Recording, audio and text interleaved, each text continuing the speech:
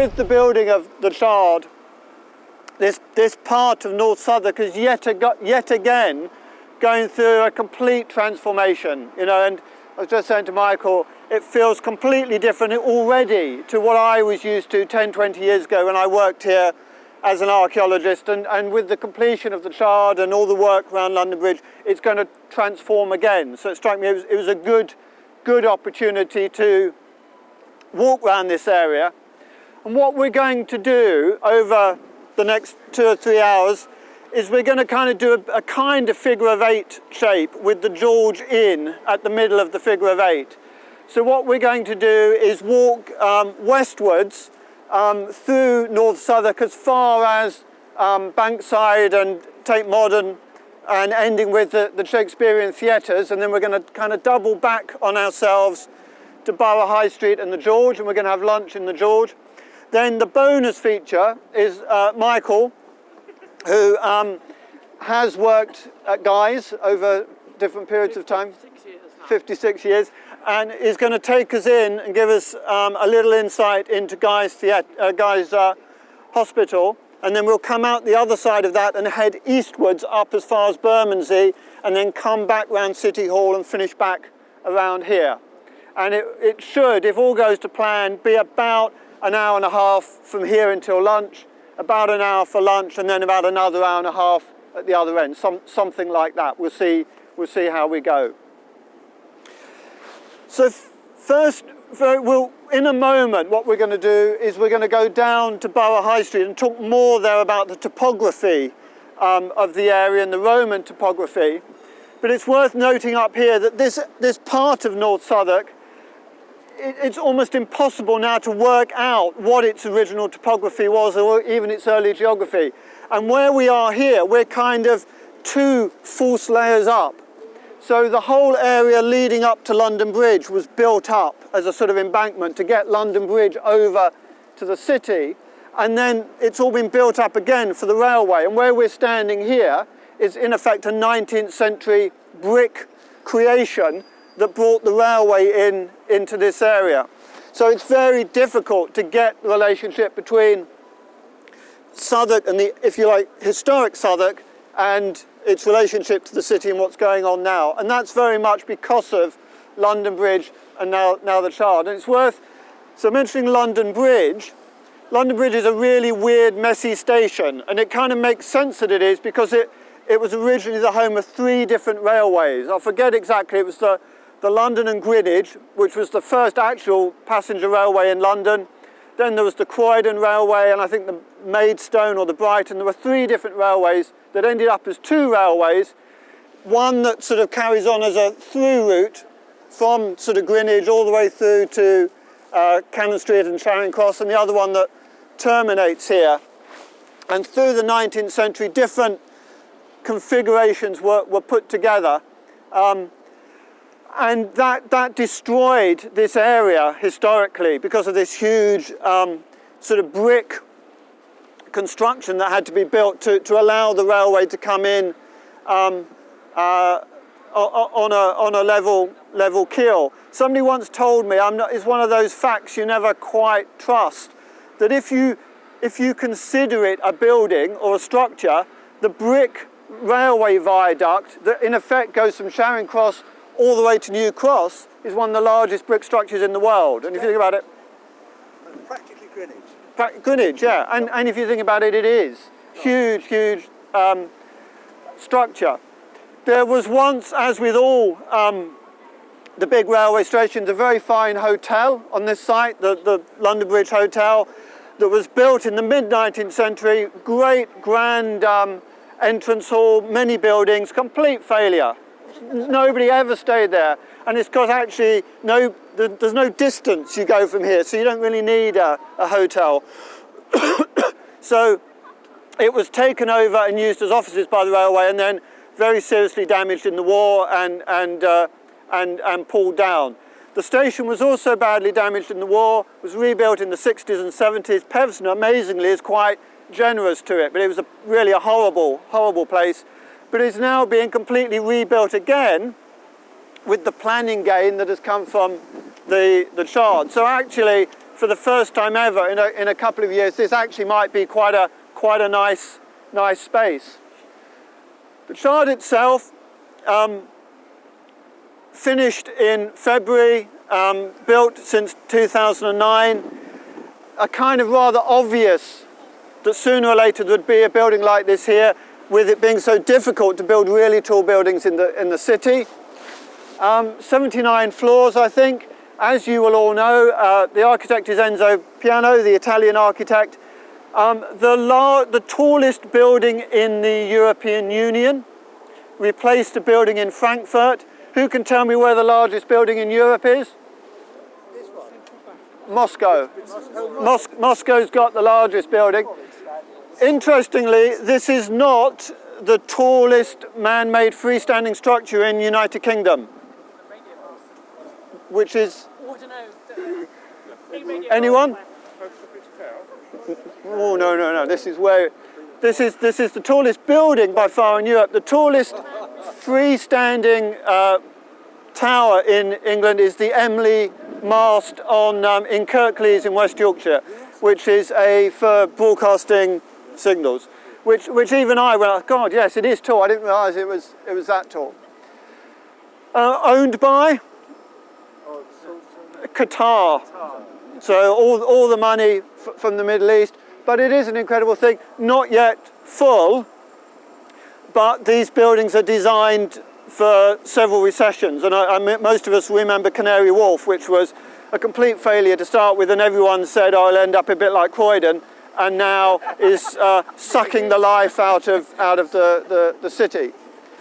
But it has become already this major part of the London landscape. English Heritage were initially incredibly rude about it. They were the people who called it a shard of glass in London that gave it its name, the Shard. The architect actually talked about it being inspired by the floating spires of Wren in the city. One would suggest he hadn't got his sense of proportion quite right when he was making that comparison. So here we are up on this raised brick platform. What we're now going to do is, if you like, descend down, both in history and physically, down to Borough High Street, and when we're down there, talk about the earlier landscape. When I worked here as an archaeologist, I was always amazed that when you do the site datum, it was always about naught. You know, you're about 0 to 1 metre above sea level here. It's really low. And that's the other key thing about understanding North Southwark. The one time I'm going to use a visual aid. This is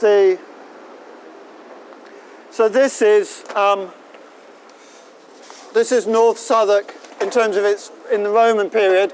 We're about here, and you can see the brown areas are above sea level, and the blue is below. So the natural topography of Southwark is most of it is underwater most of the time. And the only reason the London is there and Southwark is here, when the Romans invaded, thank you, are you happy to, when the Romans invaded, they bypassed this area and crossed the Thames at Westminster, where it was fordable, and then went round to the north of London on the way up to Colchester.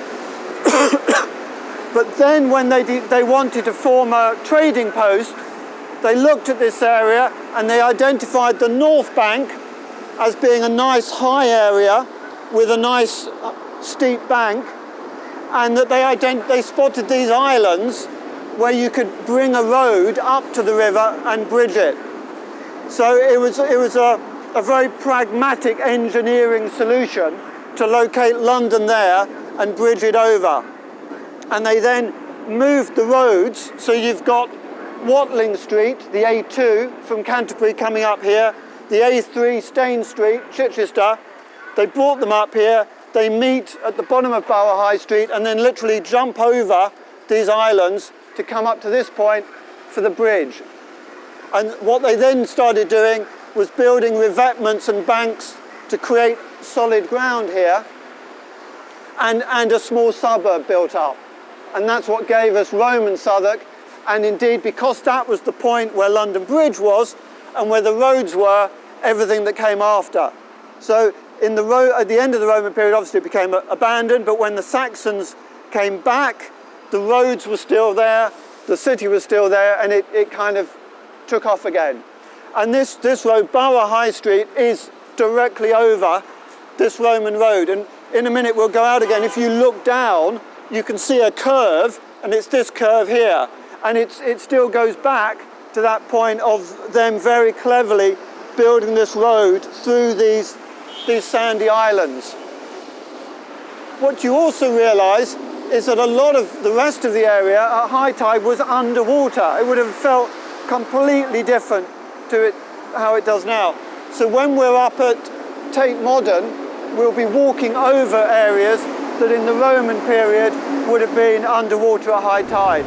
To give you a feel of this watery world, the Guy's Tower next to the Shard, which is here, a full ocean-going Roman boat was found there when that tower was being put up. So we're not just talking, shallow water, we're talking very, very deep channels. And we have to think of the Thames being kind of twice as wide, even at high tide, 3 or 4 times as wide at low tide. Archaeologically, we know that there is this Roman suburb through excavations that go back to the 50s, but continue through the 70s and 80s along Borough High Street. And the most important excavations here were under the area where the Jubilee line was put, actually under Borough High Street in the early 90s, late 80s, early 90s, where the whole road and major sets of shops, as you'd expect, on either side. So we know we have Roman occupation from quite early in the mid-1st century AD. So we got our earliest dates in the city about 48 AD. Almost immediately there is some settlement in Southwark. Down that line of Borough High Street, we do appear to have Boudiccan burning in Southwark along with the city. The exact relationship between Londinium and Southwark we don't really understand, and archaeologically it was always dug by separate people. Kathleen Kenyon dug in Southwark in the 50s and 60s. Then in the 70s and 80s it was Harvey Sheldon and his team. Southwark and Lambeth Archaeological Excavation Committee then became the Department of Greater London Archaeology that finally did morph into Museum of London Archaeology Service. And ironically, only now, when you have a single unit, it doesn't make much sense anymore because you then have contracting archaeology. And the first ever piece of archaeology dug in London, not by a London unit, was in Southwark by the Oxford Archaeological Unit. I remember at the time all being horrified at the time, and now, of course, it's just absolutely natural. But then we also have got here Southwark Cathedral. So Southwark Cathedral started as a convent, I think, according to records, in the 6th century, but we know it was an Augustinian priory from the early 13th century.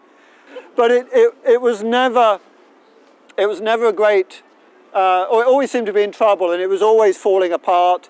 At the dissolution, it became the parish church for this part of Southwark, St Mary Overy, and then it took in another parish and became the only church in this area, but was clearly far too big to be a parish church, and by the 19th century it was more or less in ruins and was more or less completely rebuilt. And it's a great shame that almost everything you see actually is Victorian, is rebuilt, but in the heart there is a medieval church, and it is an important church. That church and this area, and then London Bridge, the London Bridge station, cover up a lot of the Roman town. So a big chunk of where we would expect to be the core of the Roman settlement, we've never had a look at because of London Bridge. And the few tantalising glimpses we have had prove that there is stuff there. So, when we put in trenches as part of the Jubilee line, we got some very impressive mosaics and other remains underneath London Bridge, so there's big complexes there. And the only opportunity to look at archaeology in the cathedral, which was, they were doing something in the middle of it, there was a well Roman well, and out of it came this incredibly interesting, we always call it the hunter god figure, and it's what appears to be a Romano-Celtic statue of a god with a deer and a hound and wearing one of these Phrygian caps, but in a quite naive style. So it is kind of truly Romano-Celtic. So, and it also obviously begs the question as to whether there was some kind of Roman religious complex underneath the later foundation. But this church and its precincts, wherever they happen to be, have obviously taken up quite a part of this area. It was from here that St Thomas's Hospital, which was back on the London Bridge side, was founded, and we'll look at again when we're back on that side. So, as with a lot of London, religious buildings and complexes taking up quite a lot of the suburbs. And then the other thing you had in this area were big townhouses. And what we're going to do now is go back round and stop again at Winchester Palace, the Bishop of Winchester's London Palace.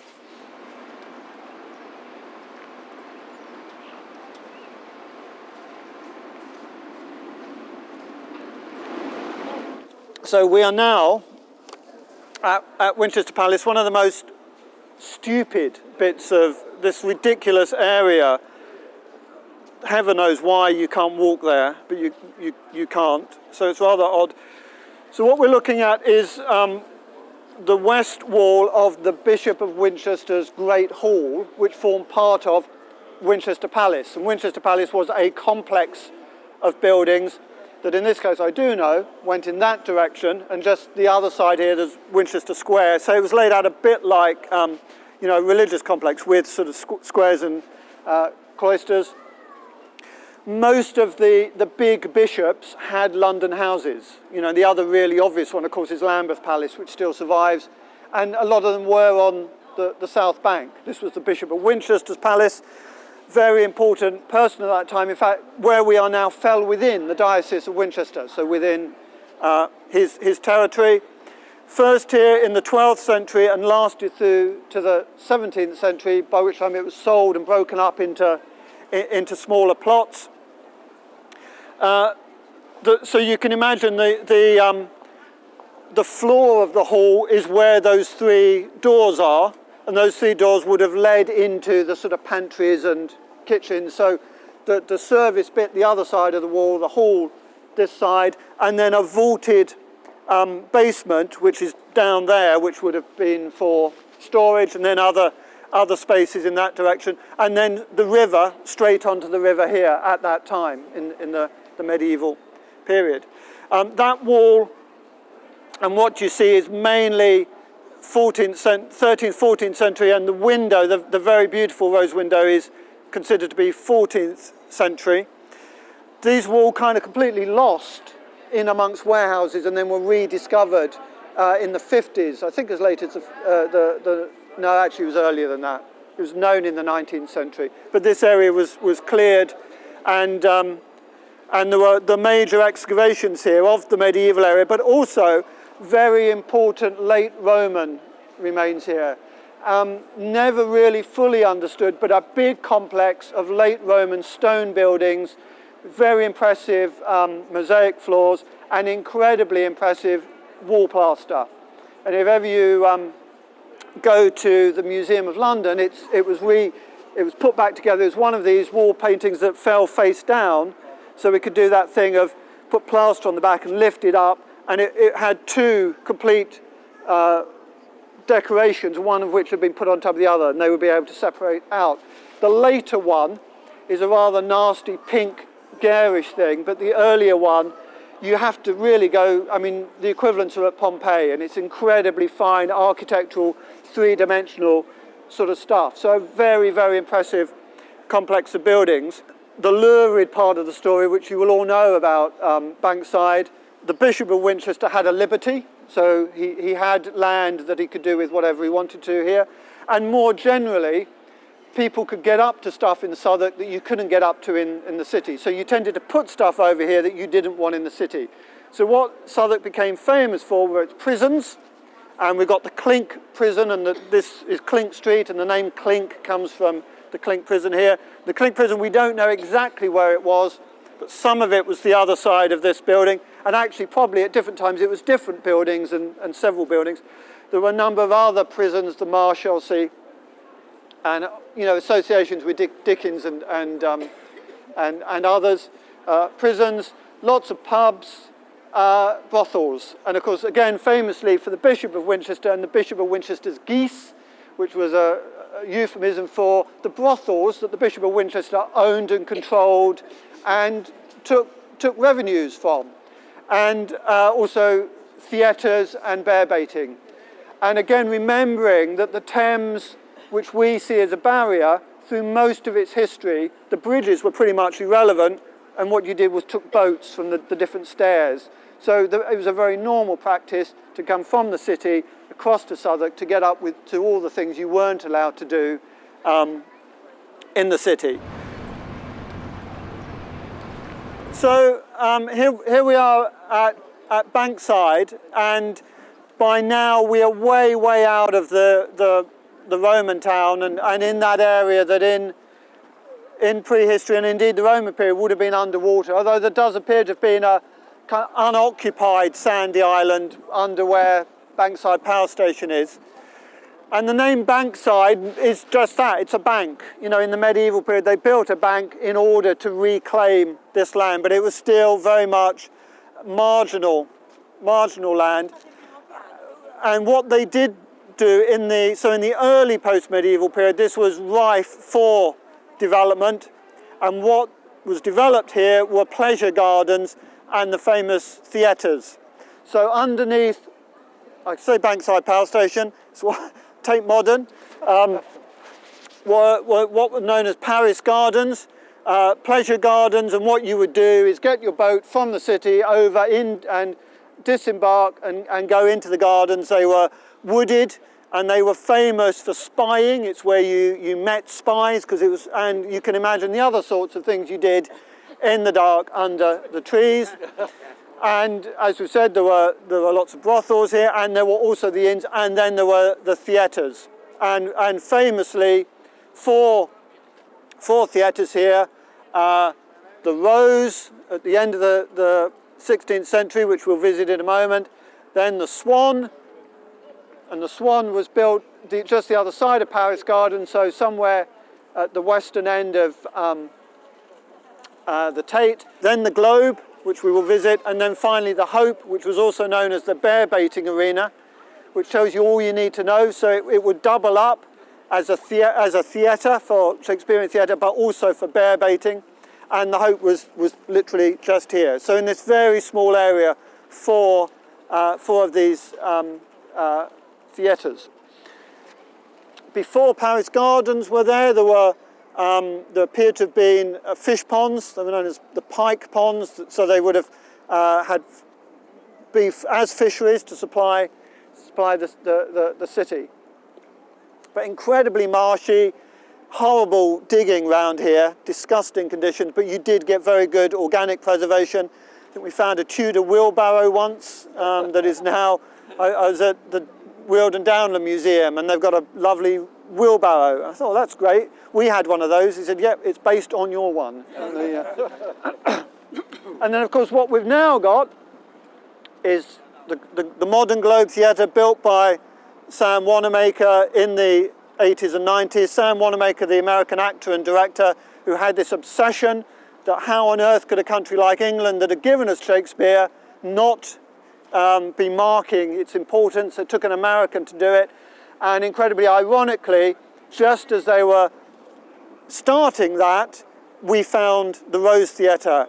And in an absolute classic, what should have been this wonderful marriage actually got quite touchy and nasty between the archaeologists finding the Rose, and both saw each other as a kind of threat. Working here in the 1980s, it was dead. This area was dead. It was deserted warehouses, nothing.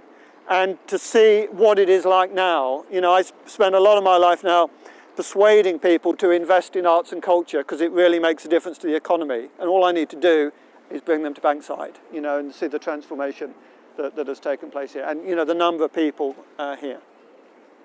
And then also worth noting here, in terms of modern planning, the western part of the city planning incredibly strict for the sight lines to St Paul's. You can't build anything which in any way interferes with, well, we can't see it because this bloody thing's in the way, but typical me. But sight lines to St Paul's, whereas the east of the city, more and more large buildings.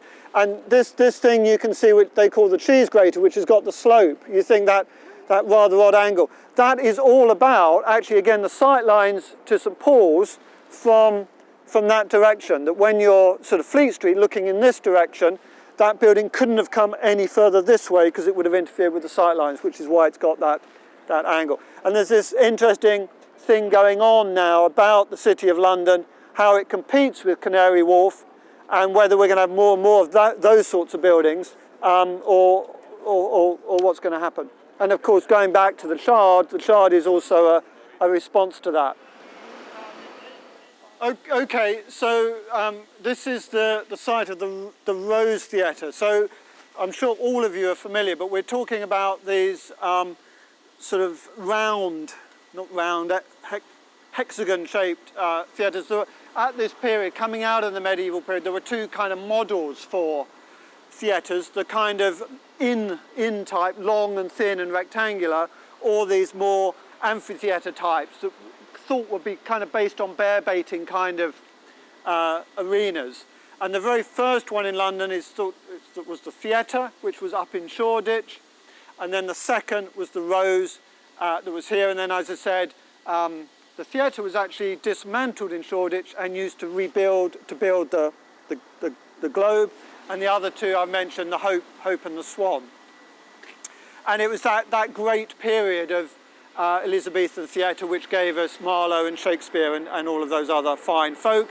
It was all commercial, you know, they all did it as businessmen, building the theatres, and then it was suppressed during the Commonwealth, and that was the end of that particular period, and then it would come back.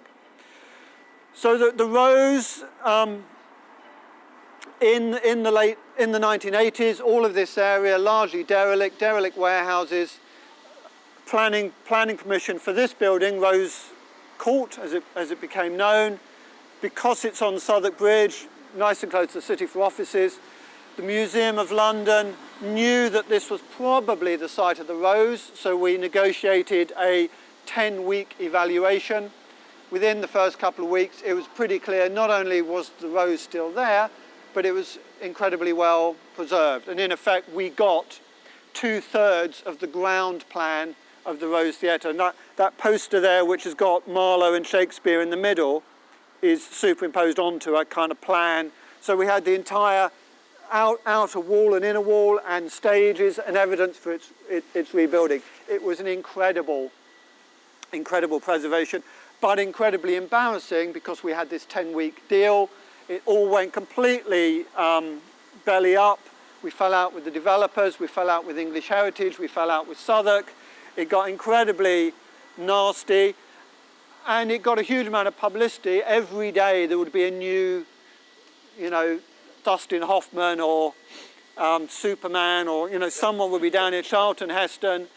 The English Shakespearean actors, Peggy Ashcroft, James Fox, Ian McKellen, all got incredibly involved, which gave it a kind of the sort of publicity, which meant, you know, you had to come up with a solution. I remember being down here one day, thousands of people with Victor Belcher from English Heritage, you know, standing up and saying, "You don't really think we can do anything, can you?" and being more or less shouted down. The compromise was that the remains were preserved below the building. A big sort of space was created, and the building was put up. The remains are there, under sand, under concrete, in a space, and have been there since 1989. And it's kind of so pathetic that you know, a country like United Kingdom can allow that to happen. It's unbelievable. And for those whatever it is, 20 or so years, the Rose Theatre Trust, purely amateurs, have maintained an exhibition and slowly tried to raise funds to do something. And just literally in the last year, they've had a grant from English Heritage to complete the excavation. So 2/3 are under here. The final third is kind of under the railway arches here. The long-term plan is to fully excavate it and preserve it in a way that it can be viewed. But it is problematic. It is timber and clay. It's not stone. It will be very, very difficult. And it will be one of those cases where, in order to preserve it, it will have to be dismantled. So whatever you end up with afterwards actually won't be the Rose Theatre. It's one of those really, really tricky cases. Because the globe was always more famous, more effort was put into locating the globe, and that the plaque that is on the bronze plaque that you would have seen was here way back, you know, locating the globe. But it also, all of this area that we're going to walk through in a minute was part of the Courage Brewery. It was all industrial area. You've got some Georgian buildings here. But this area was cleared, ironically, only a year, 1989, after we found the Rose. And it did allow for a small archaeological evaluation here, and we did identify again parts of the globe here. But the majority of the theatre is underneath this, these listed Georgian buildings. So there's never been full excavation, but there has been these plaques put up, and there is some markings in the road there. So we have got the globe here. So this entire complex we just walked through, which is now all social housing, God bless it, was the Courage Brewery, huge brewery complex that went out of use, I guess, in the 70s, and then the 80s was derelict and was redeveloped. And we're just back into the Roman settlement, because underneath this building here, we found a completely conserved floor of a wooden Roman warehouse, completely preserved. So just on the very edge of one of those islands. But if you think of, you know, a warehouse here and where we are compared with the river, you know, they would have brought boats in here.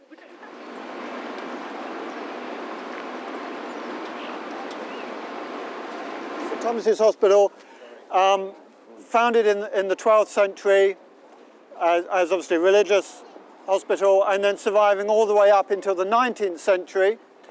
The white building you can see through here, which does front onto Borough High Street, was the southern walled wing of St Thomas's Hospital, and there was an equivalent building to the north which was demolished for London Bridge Station.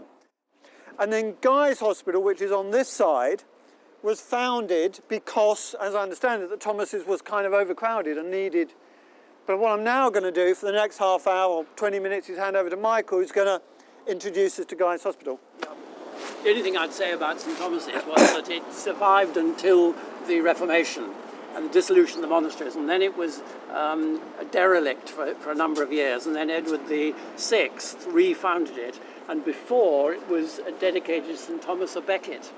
But after the Reformation, it changed to St Thomas the Apostle, because St Thomas the Becket is no longer fashionable. But Thomas Guy, he became a freeman of the Stationers' Company and a liveryman, and his statue there is actually in the Stationers' Company livery gown. He was elected as sheriff of the City of London. It actually says he was a sheriff in your handout, but I subsequently discovered that he was elected but never took it up, because he didn't want to be in line to become Lord Mayor, and he wasn't prepared for the expense involved. So he was actually fined by the City of London for not taking up his role as sheriff. And then he was an MP for Tamworth from 1695 to 1708. He actually made his money he was a bookseller in Cheapside, and he sold imported English language Bibles from Holland. But that wasn't allowed. And when that was banned, he did a deal with Oxford University to print Bibles for Oxford University, who did have a license to print English Bibles. And that was one of his fortunes, and the other was the South Sea bubble. He bought at the bottom and sold at the top and made an enormous amount of money. Anyway, he was the governor of St Thomas's Hospital, which occupied the site on the other side of the road. And in 1722, he leased the land to the south here. And £999-year lease for £30 a year, and that's still being paid.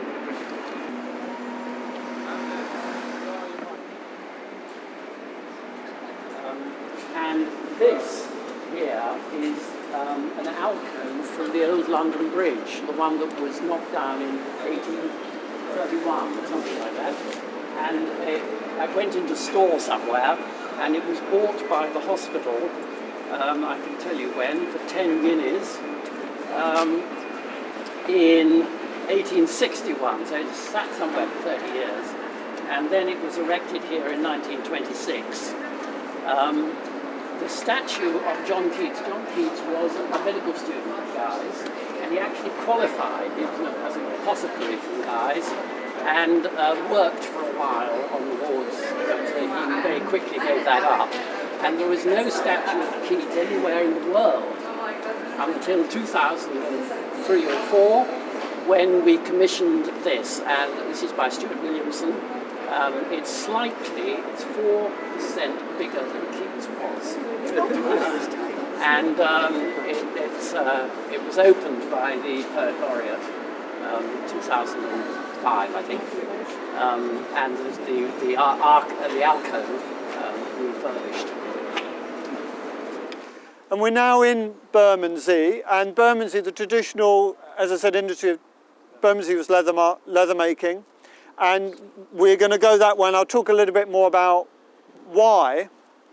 But the core of the leather industry are these two buildings, the leather market here, which has two entrances, one at either end where the carts went in and out, where you actually bought and sold leather market, and then the exchange, it says here, the London Leather and Hide and Wool Exchange, beautiful building, and you can see in both 19th century buildings, you can see in the round doors as you walk round these really nice depictions of different parts of the tanning and leather market trade. But now both obviously long gone in terms of that use, and now taking on different uses. This one, as you can see, office and studios. Okay, so here we've crossed Bermondsey Street. So Bermondsey Street is running vaguely north-south, and we're into, yet again it's hidden, but Tanner Street. This is Tanner Street. So we're right at the very heart of the tannery quarter of London. Now Bermondsey Street is a medieval street, and initially you think it appears to be running from nowhere to nowhere, but what it's really doing is running from Bermondsey Abbey.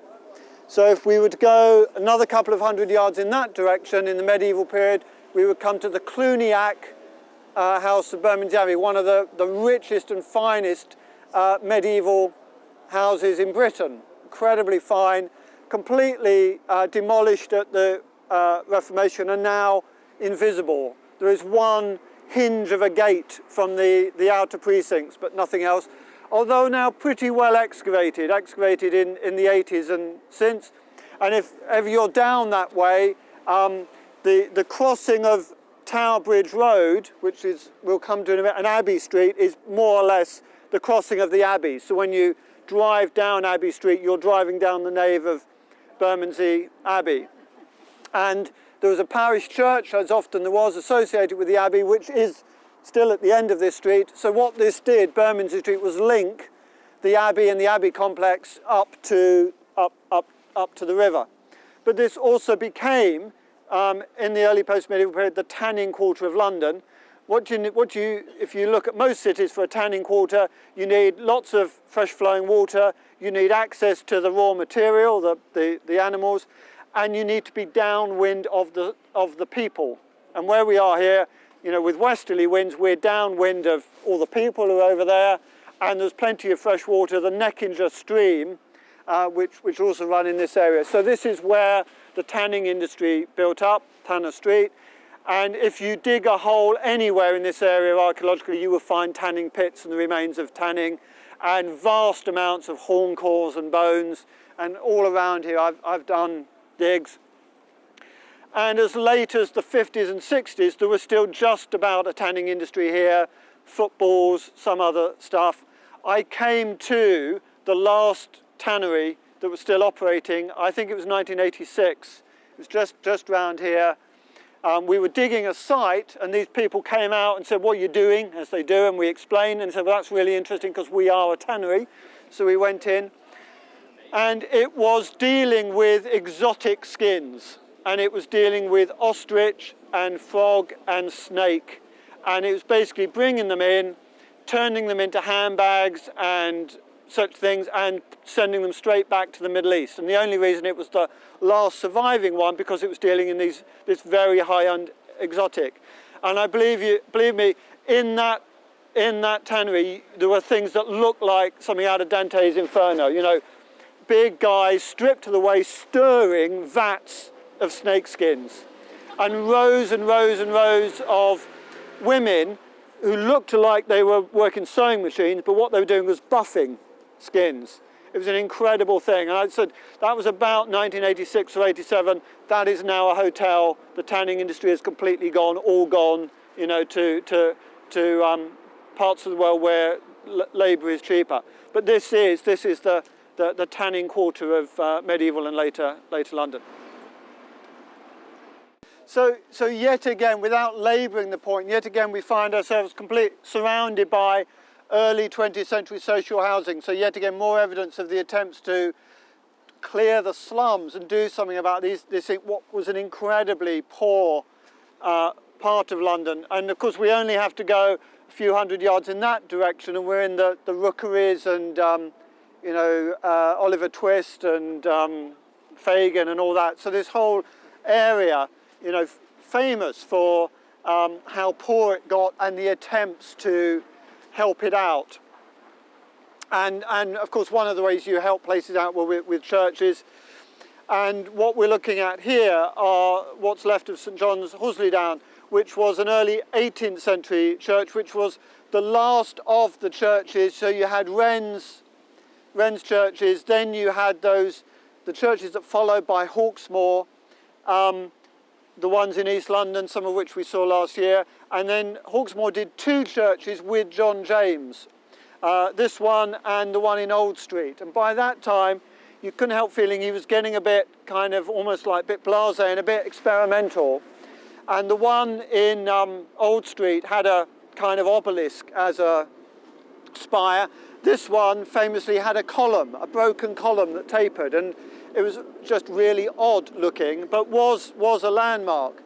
Unfortunately, it was completely destroyed in the war by bombing, but I do think actually what they've done is incredibly sympathetic, and this is, it's a mission building, but the way that they've used the foundation and been sympathetic to the proportions of the church and the vicarage, which is just there, I think are incredibly nice. Only 15 years ago, this area was completely derelict warehouses that are left over from the Port of London, and this complete transformation with City Hall surrounded by offices still going up. You saw that we walked through something called Potter's Fields. That's named after where this building is going up here. There was a Delftware in the 17th, 18th century, a Delftware pottery kiln.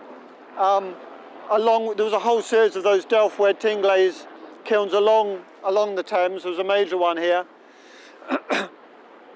Archaeologically, again, we're outside that core area, so we're into that sort of wet, marshy area. So all of this area in the early Roman medieval, nothing here at all, you're underwater. Early post-medieval, slowly being reclaimed. Fish ponds, moats, mills, and two quite major houses. The Rosary, which was a royal house based here with a moat round it, and also a house that was traditionally known as Falstaff's house and was indeed associated with Sir John Falstaff, the character in Shakespeare. And I always think it's quite nice that City Hall and Boris should be underneath Falstaff's house. I'm sure there's no connection at all. So this complex of warehouses here were built in the 1850s under the design of Cubitt, primarily for tea. And as I said, a lot of the warehouses around here were linked to foodstuffs. And this was, as you can imagine, a proper dock, a design dock that came in, Hayes Wharf, and it's where the tea clippers came. but as you can see now, now filled in, and this was one of the very first attempts back in the early 80s to, if you like, reconfigure and redesign warehouses for commercial, for eating and living and such things. And of course now all of them have been done this way. And this one now feels a little bit kitschy, I think. And here, in terms of going right back where we started in terms of Roman London, we're still outside the Roman settlement. This is still, would have been underwater, and we've still got to go a little bit further that way before we would have come back into the Roman town. And I still, even now, as I said, I'm just amazed how these spaces are now being used compared with how they've been used 10 years ago, 20 years ago, 50 years ago, 100 years ago. It's incredible. And as I said, with the building of the Shard, you can't help thinking if we were to come back in 10 years' time, it would all feel different again. And some of the spaces we've been, particularly to the south, are going to feel very, very different.